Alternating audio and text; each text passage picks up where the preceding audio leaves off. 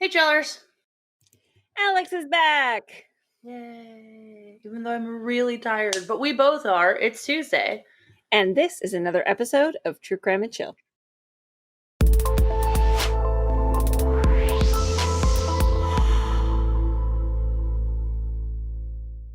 So listen, I'm a mom, you're a mom, our kids drive us crazy, especially when they're little. Do you ever think about running away? All the frickin' time. I mean, no, I love my kids and I never want to leave them. But I mean, no. I seriously love my children. I do, but they together are just chaotic, and there are days where I really would like to just run away. But you wouldn't really. God, no. If I ever just oh gosh, what was it? I think it was something I commented on Twitter underneath one of our when I was on our account. Actually, it was like, well, what would you like somebody to know if you ever just randomly disappeared and stuff? And I put that I would never leave my kids, so obviously something happened to me. And I mean, it's very true. I definitely would never hey, peace out, guys. Right. So when 26-year-old single mother Amanda Jones, who was also 8.5 months pregnant, disappeared, it didn't seem right. She disappeared from Hillsboro, Missouri on August 14th, 2005, after meeting with the soon-to-be father of her baby. Okay, that sounds suspicious. Let's get to it. Alrighty. I do want to start by saying I live in a small town, and Alex, you have lived in smaller towns too, including the one that I live in. So you know that the rumor mill is a big deal, because in a small town, everyone knows everyone else's business. Yep, and even if you don't want them to know your business, everybody knows your business. Right. And gossip can be very damaging to someone's reputation. Then again, sometimes a person doesn't do themselves any favors and only makes it worse for themselves. Hillsboro, Missouri has a population that does not exceed 2,500 people and did not in 2004. It has been known to have a very low crime rate. So when Amanda Jones went missing, it definitely had the attention of such a close-knit community. Family and friends were expecting immediate results, and to them the answer was obvious. But 16 years later, the family is still waiting for answers. Amanda K. Jones was a divorced single mother of a 4-year-old daughter, Hannah. Her ex-husband, Jeffrey Jones, was the father of Hannah, and their marriage only lasted from 1999 to 2000. It died with the millennium, I guess. They officially divorced in 2002. Amanda had custody of her daughter, and she was working as a loan administrator at Eagle Bank in Festus, Missouri, to provide for her family.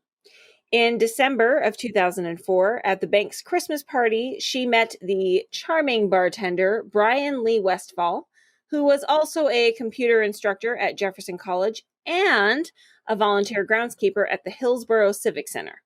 The two struck up a conversation and immediately hit it off. They soon began dating, but the relationship ended very quickly. 2 months later, in February of 2005, Amanda contacted Brian to inform him that she was pregnant and he was the father. When Brian was confronted with the news, he told her he would pay for an abortion if he needed to, and she was against it and said that she would rather raise the child on her own, and that's when Brian decided he wanted nothing more to do with her. I mean, what did he think was going to happen? That's kind of a dick move. What did he think was going to happen? I do need to interject. This got very personal for me because this is a really similar situation to what I went through with my son. So I feel for the lady. And some of the few sources I found for this case did say they didn't really date, but had a one-night stand.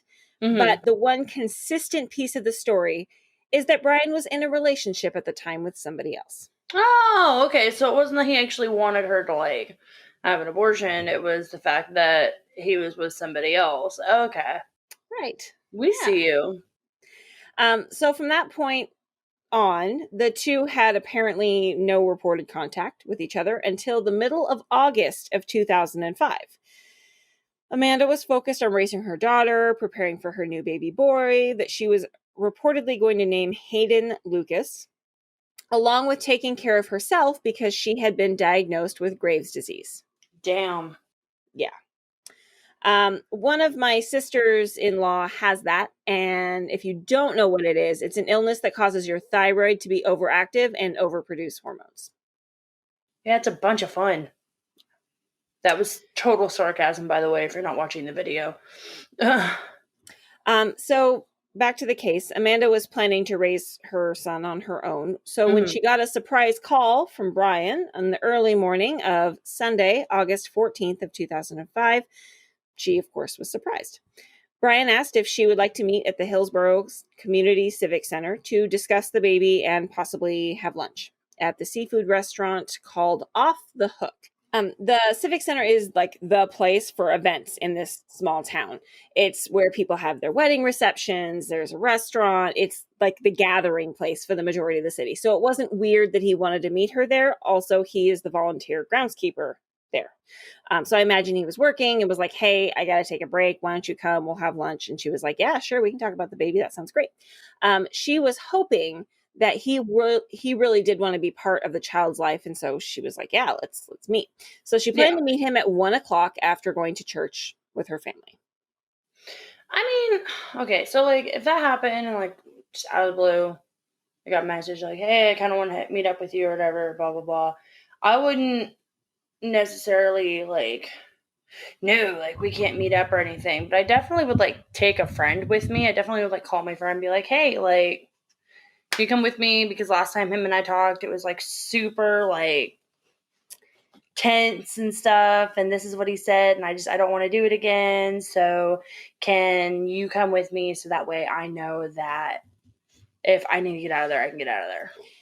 I agree that would have been a smart choice. Of course, hindsight's 2020. Yeah.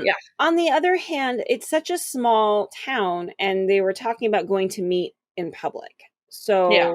I don't feel that would be suspicious. And in my brain, going back to where I was when a similar situation like this happened to me in 2010, had my son's father called and said something, because he knew about the time that I was due.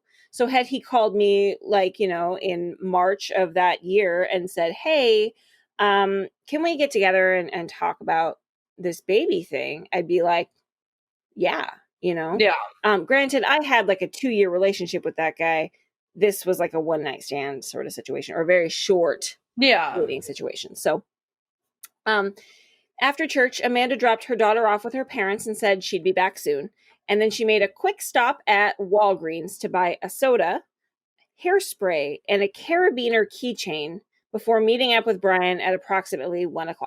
I mean, the carabiner keychain could have definitely been like that seems out of the ordinary, but like, yeah, like it's definitely like one of those things that that you see like at the register.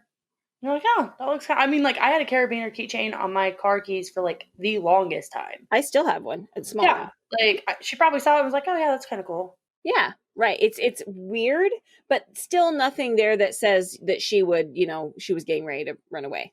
Yeah, per se. There is it's proven that she went there. There's security camera footage showing a very pregnant Amanda walking in wearing a floral skirt and a pink tank top. So they actually had footage of what she was wearing, which was good.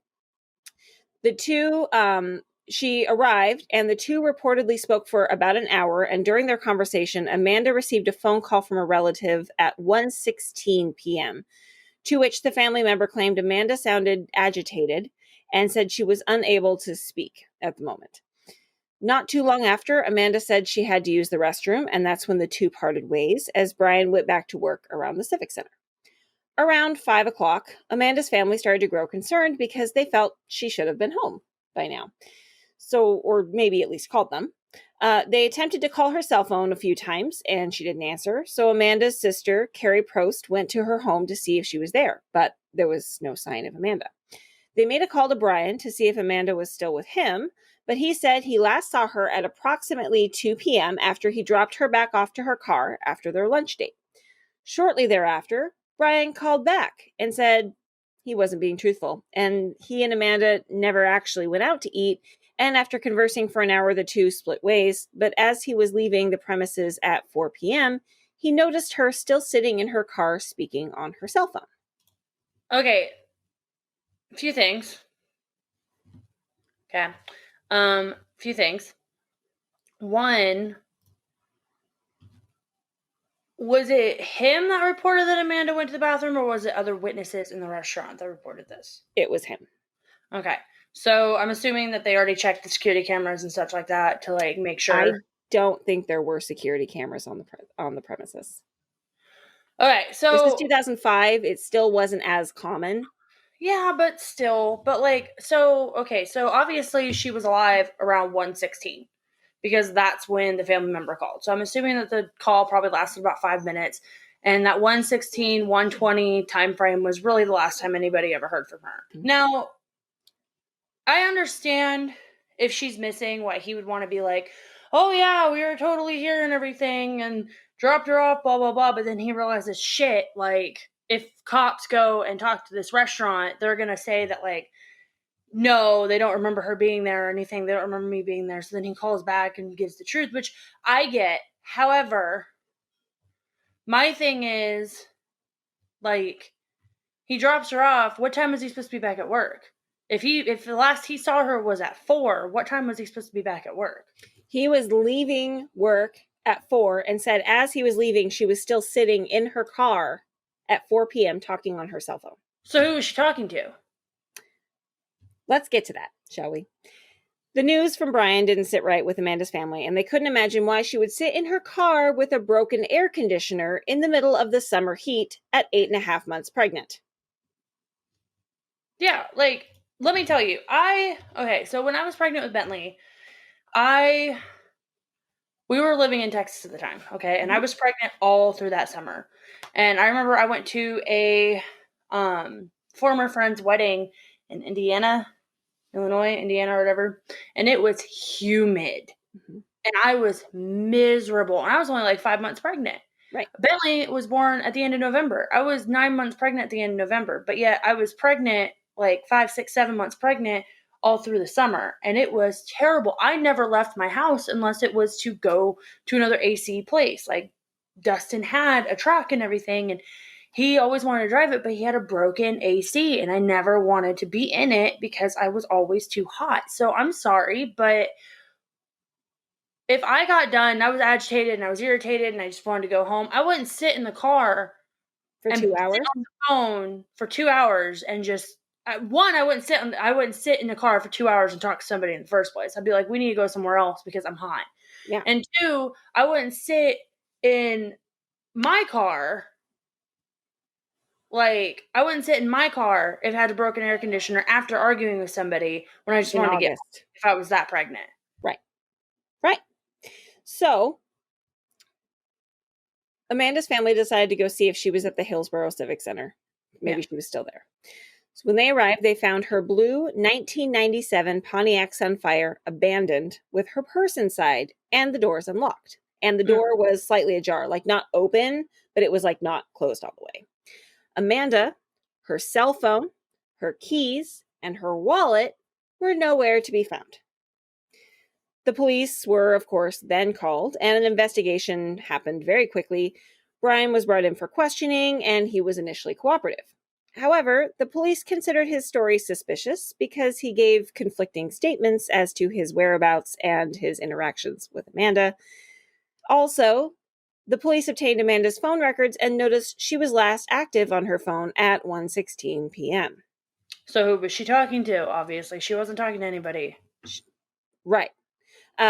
So that's when the relative called and not at 4 p.m. as Brian claimed. Despite Brian's inconsistent stories, he hasn't officially been named a suspect in Amanda's disappearance, and he and his girlfriend at the time subsequently acquired a lawyer, and they have been quiet ever since. So I totally forgot that he had a girlfriend, and that just kind of heightens my suspicion a little bit more. Mm-hmm. So this, like, we had discussed this before we started filming this episode and stuff, before we started recording. Like, pregnant woman goes missing. She's not found. Police obviously are not doing enough to look right now. And the one suspect that they do have, they basically just, he's not a suspect. But there's some more information that I have found in my digging, and we're going to get to it. Because right now it's looking like maybe the girlfriend want to remind our listeners that the number one cause of death of pregnant women Is their murder. spouse. Just a quick reminder for you chillers. The investigation started and continued, and the police didn't have a whole lot to go on. They checked with Amanda's ex-husband, and apparently he was very cooperative and did whatever he could to help assist. There was a lack of witnesses and possible reported sightings. They kept an eye on hospitals in the surrounding areas to see if anyone resembling Amanda had given birth, but they came up empty-handed. All the police could do was speak to local residents and friends and her family and hope for a break. That still hasn't come. Amanda's ex-husband, Jeffrey Jones, gained custody of their daughter, Hannah, and it wasn't an easy adjustment for Hannah. She was obviously confused about the drastic change, didn't know why her mother suddenly stopped coming around. And 2 years after that, Jeffrey unexpectedly died, which was, of course, another loss for Hannah. And she went back into the care of her grandparents. And fortunately, she had a very strong support system, and her family did the best that they could, all things considered. It's now 2021, and Amanda Jones has been missing for nearly 16 years. There has yet to be any positive update on her whereabouts. Hannah has now graduated high school and has plans to become a pediatric nurse. It's unclear what really has happened to Amanda. Those close to her are sure that Brian Westfall is, of course, involved. The police still consider him a person of interest and have even searched his 2 properties that he owns, but nothing has shown to be suspicious. With a lack of evidence and cooperation, they're unable to do anything besides continue their search and hope someone comes forward with important information. But until then, the family will continue to wait for answers.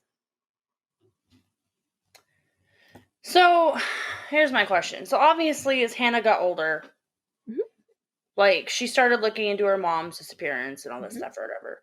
But, like, has she openly said who she feels was responsible for her mom's disappearance, or? The problem is that she was only 4. True. So she doesn't have a lot of information. The only person I would think that she, because she then went into custody of her father. And if her father had said something, I imagine she would have then turned around and said, well, my daddy said this thing. Or I remember my dad saying this thing. Yeah. But it's also very easy. I hate to say it, but it's really easy to groom children that age to teach them to think a certain way, to say certain things, to believe things. So it's also really hard to get credible information, especially this far down the line. Yeah. Oh, well, I mean, I just looked her up, and she looks just like her mom. Yeah, she does. She's so pretty. She looks just like her mom. So but, pretty. I mean, I feel for her, because we have, we have people on our Facebook, like, we have Sam Moyer, and we have Carly Bodine and stuff, and, with their moms, Nancy and Karen, I sit here and it's I feel for them. I obviously have no clue, the kind of crap that they've gone through every day since their moms have disappeared, because it's I know what happened to my mom. I have the closure from that and everything, but I feel for Hannah and Carly and Sam and stuff, because this is none, because it'd be one thing, because it's where is Carly, has found her mom, they found her mom and everything, right. She still doesn't have answers on what happened to her mom, whereas Sam and Hannah, they don't know whether their moms are alive, they don't know whether they're dead, they don't know. It could be an Ariel Castro situation where these poor women are being held captive somewhere, right. And Amanda was 8 months pregnant. She was far enough along to where if that baby was born, that baby could have survived. So is that baby alive out there somewhere? Because whoever took her, the baby survived and they just killed her and not the baby. I'm sitting here there's a whole bunch of stuff right there. Yep. And it's just, it's kind of terrifying, because because if that is, and there could be this whole child out there that has absolutely no clue, and these parents that have absolutely no clue. Right. This is where their child came from and stuff. And so it's just, and it's really, they do.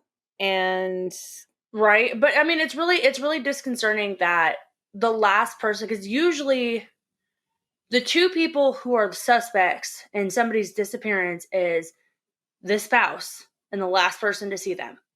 And that person is the same person.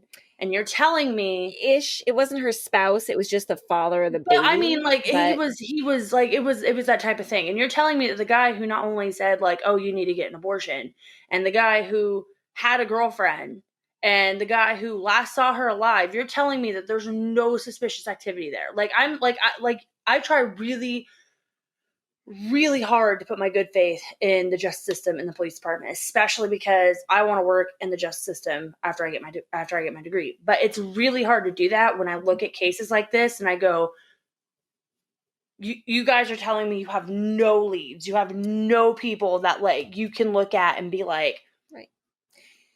So oh yeah, this guy's totally suspicious. Like, what? There was more information when I started digging. As many of you chillers know, one of my favorite places to get information is Reddit, because people are so unabashedly like, this, this is the information that I have, because they can post very anonymously. Oh yeah. Some of the comments on the particular post that I was reading were interesting, to say the least, and I want to share some of them with you because there's a lot of information here that we can dig through and maybe get some more insight with. Yeah. The first one came from SLR Ward, and this was only 2 years ago. It said, I haven't kept up with this case at all, but I was attending Jefferson College around this time, and in my opinion, Brian Westfall is a fucking creep. My little sister and a friend of hers took his computer course, and the creep kept hitting on both of them, as well as other young girls in his course.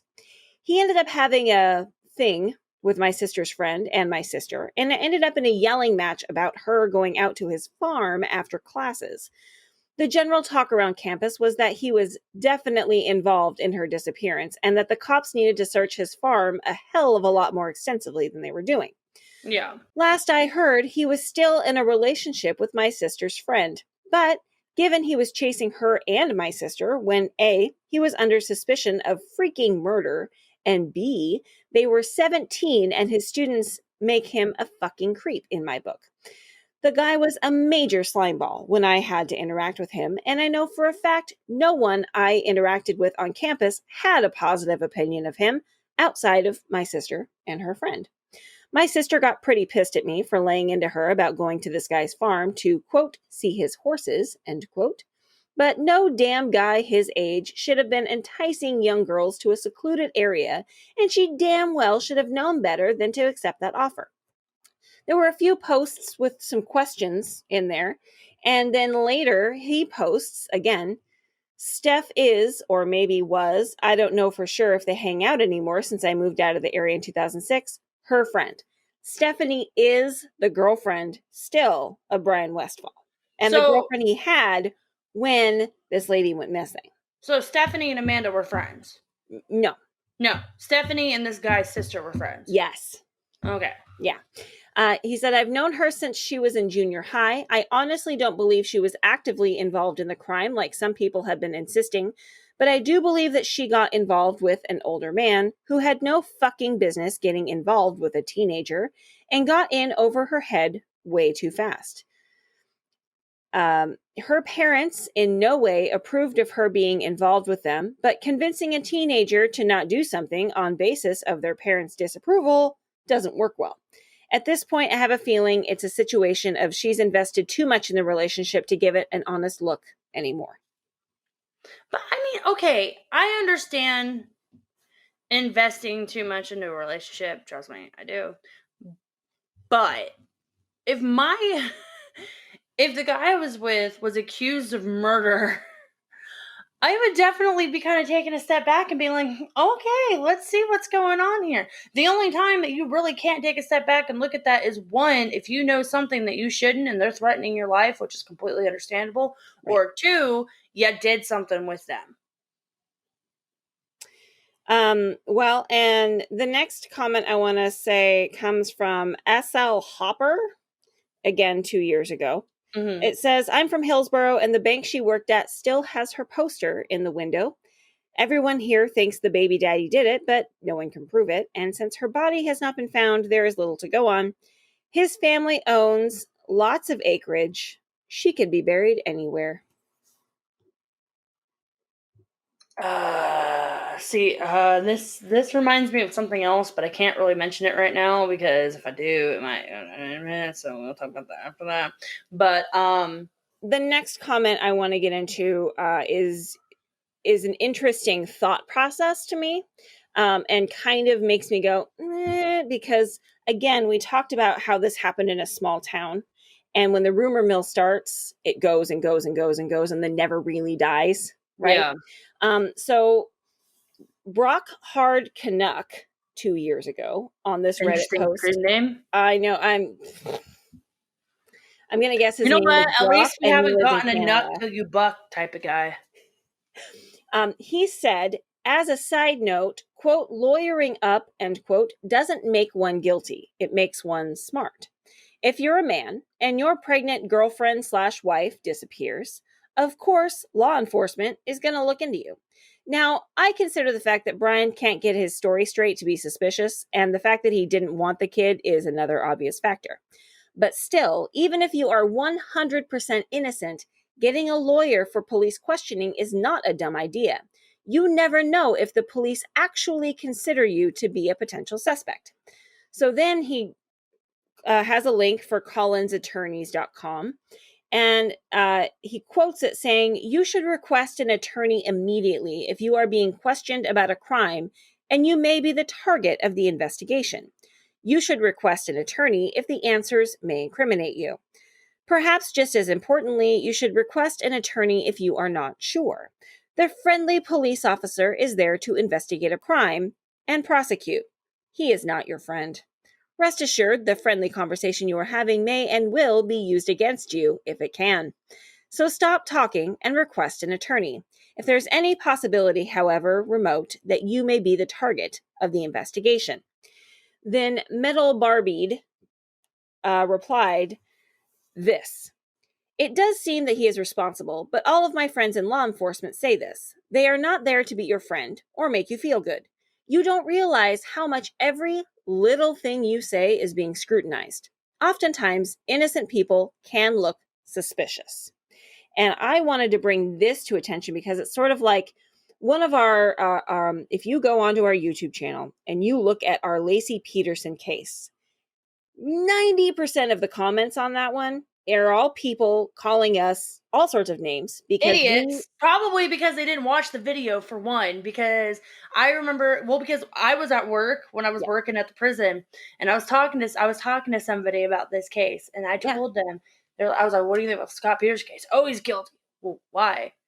Oh, because he looks guilty, and they gave me all the reasons, And I also put this on a TikTok too because like somebody had brought it up, and so like I mentioned the fact that the police knew about his blonde hair. I mentioned the fact that he had been living down in that area for months. Mm-hmm. I mentioned the fact that why he had his brother's ID was because he was going to play golf. I mentioned about the money.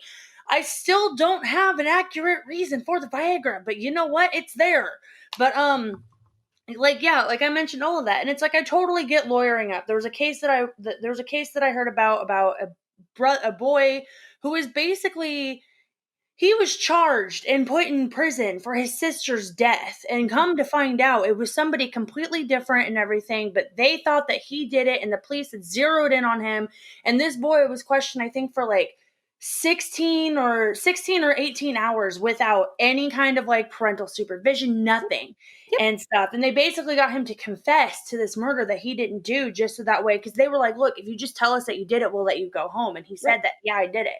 So I totally get lawyering up and everything. But the issue the is witch hunt, making a murderer. There's so much about this. Yeah, there's so much. But the thing is not only was this guy the last person to see her alive, he lied about his story. He told her to get an abortion, and obviously if you're 8 months pregnant and that baby's about to be due, there's going to be child support due. He was still with somebody else when he slept with her. Like a 17-year-old nonetheless. A 17-year-old. Like, you're telling me there's nothing wrong with that? Right. No, and I agree. And the police are just looking at this like, oh no, he's innocent, guys. He lawyered up. We can't do anything else. No, that's bullshit. You can get him on minor charge. Like, he was with a 17-year-old. I am sorry, but Let me tell you what this next comment says, because this one to me was like, oh, well, that makes sense.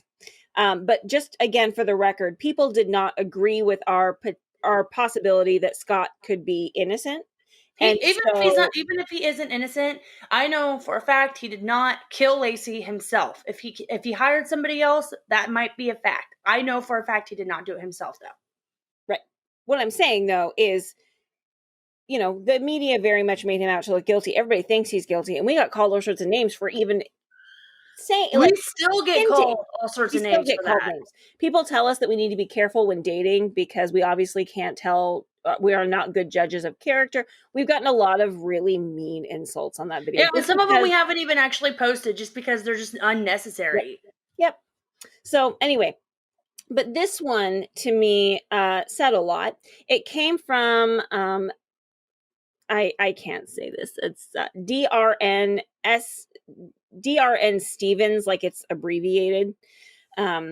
And it was also 2 years ago. He said, so this is a great write-up, but in my honest opinion, it's missing a few very interesting items. It's probably unintentional, or maybe I misread this, but it reads like he popped up out of the blue and invited her to lunch. To clarify, she contacted him first to discuss wanting to give the baby his last name. He called back a week later to set up the lunch date and interested in discussing parenting options and, quote, a couple in a red car, end quote, he had met possibly to adopt the baby. I also think it's very important to note, one, some witnesses say he was seen driving a primer-colored van, dumping some stuff on the shoulder of the highway, but this has not been verified. Two, he is still with the girl he was dating when he cheated on her at the Christmas party. And three, they are still unmarried and do not live together. Four, by all accounts, she is unable to have children, very homely, and at least 100 pounds overweight, which I digress on that one because I'm 100 pounds overweight, so whatever. But what does her appearance have to do with anything? Beauty is in the eye of the beholder, and in this case, the beholder is a confirmed cheater and creeper, so why is he still in this relationship with someone who isn't exactly a traditional beauty? Because if he leaves, she'll talk. Here's what I think happened. If there was this mysterious couple in a red car looking to adopt, I think Creepo saw dollar signs, and from the get-go, he had a plan to steal and sell the baby. He may even have met some people who would do the work for him, killing the mother and removing the baby from her to sell. Removing a baby from a pregnant woman to steal it to keep one's cell has happened many times in the past. Or, and this is what I really think happened, his girlfriend Stephanie, unable to conceive after finding out he'd gotten another girl pregnant, demanded the baby for herself. Knowing the mom would never give it up intentionally, he invited her to lunch, took her out to one of the farms, and being the egotistical prick everyone claims he is, probably attempted to remove the baby from her and kill her himself. The story didn't mention the farms his folks own had underground incinerators. Did it? That's kind of important because burying an already heavyset gal who was, at the time, 9 months pregnant on a work site in the open is a bit unrealistic. Burning it to ash underground ain't so much. I think he botched the entire thing, killing her and the baby, and incinerated both bodies, or the baby lived and it's alive and well, having been sold on the black market, and her body was burned to ashes years ago. Either way, the girlfriend knows what happened, and he can cheat, but he can never leave. Oh, and was it mentioned he has relatives who are bigwigs in the state government? This is where the entitled, douchey, above-the-law attitude started, and so far, he hasn't been wrong. Okay, so relatives and state government. Oh boy, do I have a case for that. Martha Moxley is a huge one, which we will discuss later. But okay, that's honestly a really good theory. Honestly, the fact of the thing. But here's the thing: what's stopping her from saying anything any other time? Like that's the issue. It's like what's stopping her from not saying anything right now? And my thing is I have to keep circling back to the fact that the police basically were like, oh no, he's totally fine, blah, blah, blah, and everything. And, just screw the fact that he was like having sex with a minor at the time. Okay. Like, let's just take the murder and the disappearance and all this stuff where he was having sex with a minor. And I know everybody's be like, well, 17 is almost an adult. Okay, But listen, he's Linda. a teacher and she's Listen, a student, and like, that's not okay. listen, Linda. If I have to ask to go to the bathroom at 18 years old in high school, is she still a child? She is still like, no. I'm sorry, no. Yep. And my thing is like here's my theory. My thing is like if like they met up, maybe he was trying to be nice to her, and then he found, and then like this post said, like he found dollar signs with selling the baby, because surprisingly selling babies on black markets are actually pretty freaking like It's a thing. It's a hot commodity, and I really hate to say it like that, but it is. It's a hot commodity. Only because, And I hate to say it like this, but it's because the adoption process is it's so expensive. red tape and And expensive. before anybody says, oh, you can always do foster to adopt. Yes, you could do foster to adopt, but the point of foster parenting is to reunite the kids with their parents. Right. So there's not always a guarantee that you're going to have that child. So you can have that child for 3 years, decide to adopt, and that parent can get their shit together and come back and take that child. Right. Like there's no guarantee. And parents are so desperate for children at some point that they'll go to the black market and pay half the cost of what it would be to adopt a baby to just get a baby. They don't ask questions. They don't see where they don't ask questions. They don't say anything, nothing. Like that's just how it is. And so like what I think happened is he met up with her and he tried to like be like, well, hey, like this could work out in both of our favors. You'll get some money, I'll get some money, like stuff like that. Right. She said no, and he got mad and he probably killed her. Got the baby out somehow. I'm hoping that maybe that's what he did, but realistically, if it's been 15 years, 16 years, and there's been no body found, then realistically one of three things happened. Either one, he buried her out where nobody was going to frickin' find her. And I mean nobody. I mean he buried her deep enough to where not even an animal can bring her up. There's a theory with that. They were in the process of building a new interstate. There you go. So perfect prime opportunity right there.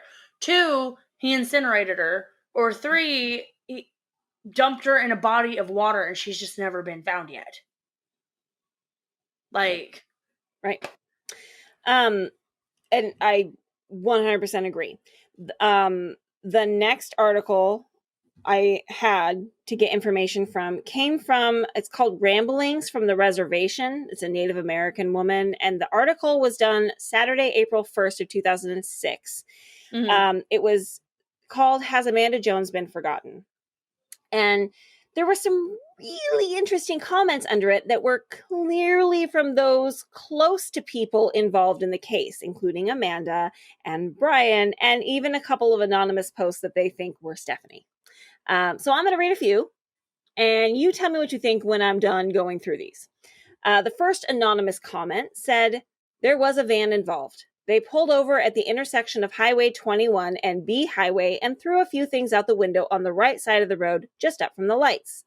Then they did a U-turn and turned down Highway B and turned left onto Brickyard Road.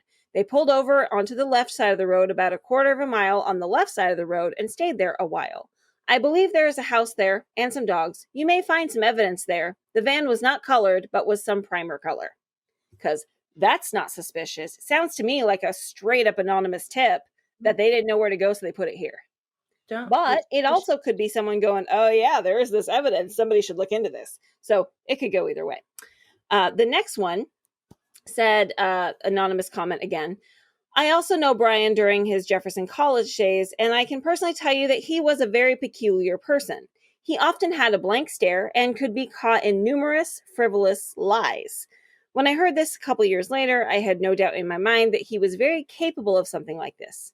It is a shame that he will most likely never be held accountable for it because of his political ties within the county seat and Missouri government. I hope the tell will be revealed someday. And then I didn't take it off the site, but there was another one that was like, you know, Stephanie is such a lovely person and Brian is so great. We're very close to them and you should just leave them alone. They're definitely innocent. It was like the one comment that was like, oh no, they're great people. Because everybody else was like, no, this dude is a creep and I know him.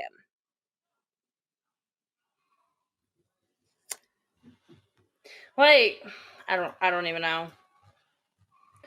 At this point, I'm like, homeboy did it. Can't convince me otherwise. Right. But again, it's kind of like other cases that we've covered where there's no body. Well, yeah, but the thing is like, So they with other assumed it cases could that we've covered, they're like, yeah, all the evidence could have been circumstantial. All the evidence could have been circumstantial.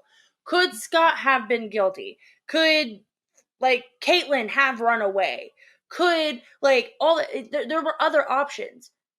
Right. Not only is this dude a freaking pedophile, like, and how do we know she didn't find out and was like, you know what? Yeah, come to me again. I'm going to tell people that you screwed a 17-year-old and you're still screwing her. Right. Like, well, you know, it's like Mary Kay Letourneau, right? Like, she was actually in love with her student. She ended up marrying him once she got out of jail. Oh, God. But it still doesn't make it okay. You know, the only reason she got out of jail was because she was pretty and she was a woman. Pretty women have shorter jail sentences. I suppose. Well, okay, when it comes to things besides murder. When it comes to things besides murder. So if you were present at the Civic Center or know somebody who was on August 14th of 2005, you might be the missing link and should reach out to local law enforcement. Even something you don't think is important could be the information that breaks the case. 16 years is way too long for anyone to have to wait for answers. Unfortunately, it seems all too common in some of the cases we bring to you, from Karen Bodine to the Jeff Davis 8 and now Amanda Jones. Why isn't anyone coming forward? Did Amanda decide to start over and build herself back up from nothing, leaving her daughter behind? Or is something more sinister at play? What do you think happened to Amanda Jones? Thank you for listening to True Crime and Chill. For more information, including case notes, photos, and sources, please visit our website at truecrimeandchill.com. You can also stay connected with us on social media. You can find us on Facebook, Twitter, and YouTube. Look for new episodes from us each week on Tuesday.